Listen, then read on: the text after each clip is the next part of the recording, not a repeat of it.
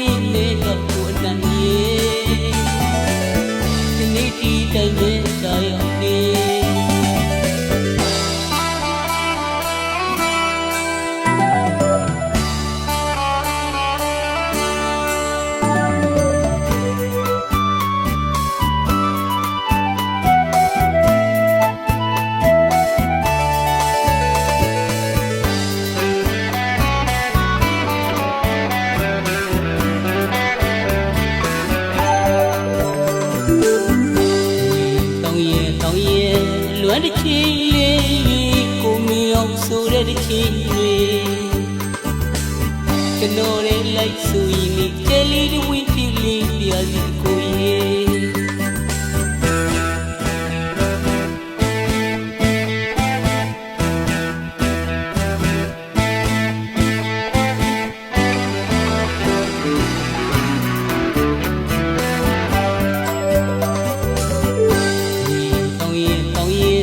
လွမ်းတစ်ချင်းလေးကိုအောင်ဆိုတဲ့တစ်ချင်းလေး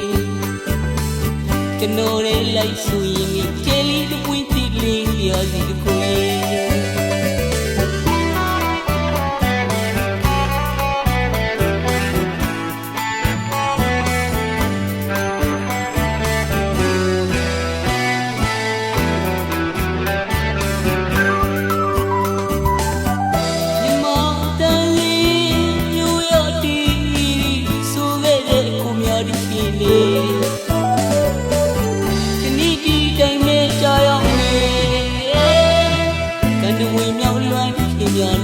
ကျွန်တော်ရဲ့လေးကကိုအနိုင်ရဲ့